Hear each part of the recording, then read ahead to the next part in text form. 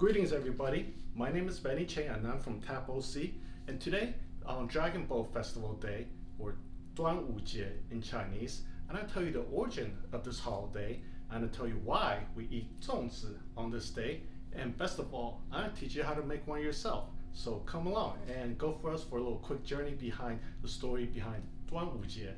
So the origin of Dragon Boat Festival goes back to 400 BC. This is before the time of Jesus Christ, before Caesar, when Rome was just a small little city-state. In China, there's what we call a warring state period, and at that time, different factions are fighting against each other. There's this one Chinese politician or poet called Qu Yuan. He was an able politician, and he was also a very talented poet as well. He was always loyal to his king in Chu, and he was always advocating for the best of his people and providing his king with good advice. However, the king was corrupt and easily swayed, and he did not want to listen to the advice of Qu Yuan. As a result, Qu Yuan was so sad out of the kindness and the suffering of his population, he decided to commit suicide and then drown himself in the river. So as a result, when the local villager found out that Qu Yuan has drowned himself in the local river, they ended up going out there in these boats with these loud drums beating on them, and also cooked 粽子 to throw into the river, so the fishes will eat 粽子instead rather than Qu Yuan's body. So that's the origin of 端午节 and how it all got started. So that's the story of behind Dragon Boat Festival Day. But what about the 粽子 that they supposedly threw in the river, so the fishes will eat 粽子 instead of Qu Yuan's body?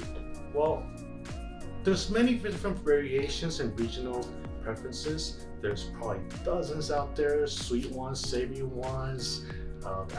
I can't even keep track, different colorful, rainbow ones. But today I'm gonna have a quick demonstration. Well, actually, it's gonna be my mother. She's gonna do a quick demonstration for you how to make Southern style Taiwanese 粽子, or 蚂蚱, if I'm pronouncing that correctly. Here's an image of the ingredients we'll be using today. Now keep in mind we can use just about anything you want. Here we have bamboo leaves, uncooked sticky, sweet rice, braised pork, dry scallop, cooked egg yolk, peanut, mushroom, and cashew nuts, plus butcher string. First of all, you're going to need some bamboo leaves. These can be purchased at your local Chinese supermarkets, but you want to soak them overnight so the next day you'll be ready to make 粽子.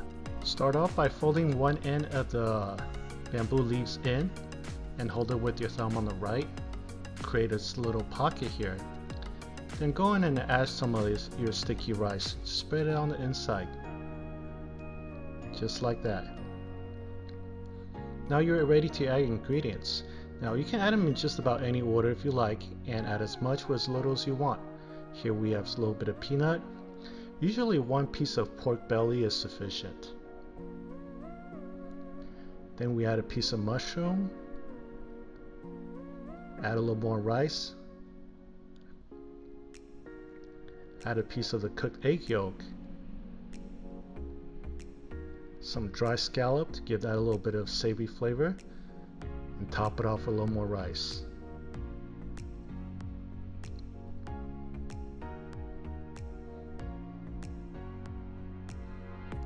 Now you want to spread the ingredients out somewhat evenly. Now you're ready to fold. Oh, that's right, we forgot about the cashew nuts.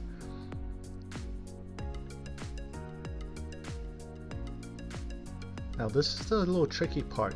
You want to hold the 粽子 with your one hand and fold the lids over all the top, just like so.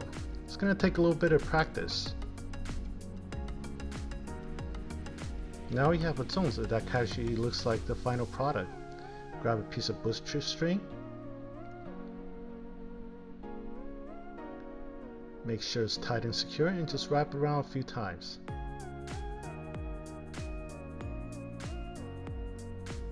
Tie a knot. Make sure it's secure, it's not going to fall apart.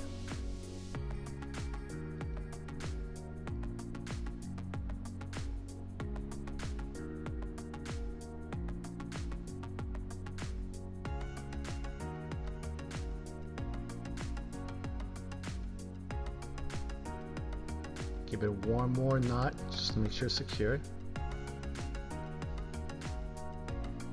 And voila! Now you have one piece of uncooked zongzi ready to go into pot. You want to boil the zongzi in a pot of hot water, like so, for about a couple hours for uncooked zongzi. And once it's done, it comes out looking like this. Cut the string off and just simply pull on it and watch the zongzi tumble. Gradually pull the leaves apart and just pull it and let the zongzi drop on your plate, like so. Here we have a complete piece of ready to eat zongzi. Let's see what goes on inside. Doesn't that look delicious? We have our peanuts, we have our meat in the middle. I'm definitely getting hungry just looking at this breaking apart of zongzi.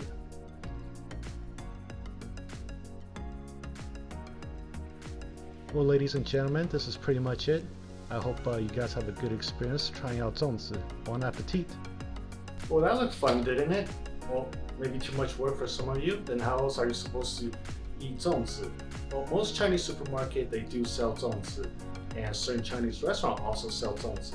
My favorite one happens to be one from Din Tai Fung, where zongzi is really savory and delicious. I suggest you guys give it a try next time you happen to be there.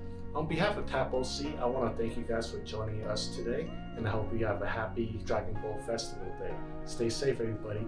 Bye.